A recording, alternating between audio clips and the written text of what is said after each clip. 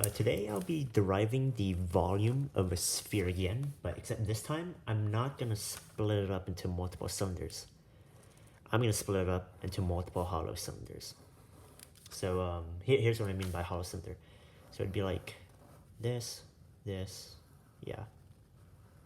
And let's just make this dr. Goes all the way down here. And all the space within here is just black. There's nothing in here. It's just a hollow cylinder, all right? So yeah, so from a perfect side view, let's just say this is the mouth of one and this is the end of the other side of the cylinder. Would look something like this. And hopefully you can visualize that a sphere really can be made up of multiple hollow cylinders. I use this fact to derive the rotational inertia of a sphere. And I'm going to use this fact to derive the volume of a sphere to further prove the fact that a sphere can indeed be thought of as multiple hollow cylinders, all right? So this time we actually need to consider the z-axis too. So let's label this y and this x. If we were to consider the z-axis going this side, right? And the x-axis going straight at us, we get something like this. A circle. Because remember, we're looking at if the x is pointing straight at us, we're looking right at the hollow sphere, right in his dead eye. Okay, whatever, never mind. All right, so it looked like this. Okay, now we need to find a general formula for the volume of this, what do you call it? A volume of this hollow cylinder. So obviously it would be, I think, 2 pi r, or r is the total radius, times this tiny little dr times h, and that's the volume of a hollow cylinder. Or this is only accurate for really, really small values of dr. But now we need to put this dr and stuff in terms of, you know, what we're given here. Well, as you can see here, dr would correspond to a little change in dz. So this would become 2 pi r dz times, well, height, or h, okay. H is height, by the way, so let's make this h, let's make this r, okay? And what would 2 pi r be?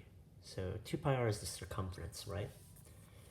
And we know this is the radius of this hollow cylinder, and that's y.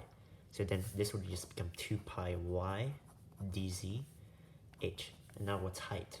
Height would be from here to here, and that's 2x.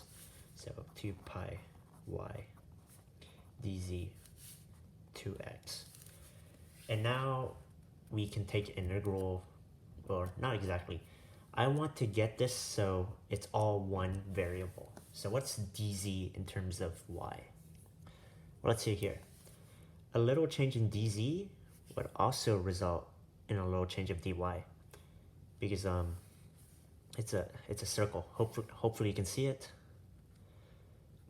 Or let me just draw it out here.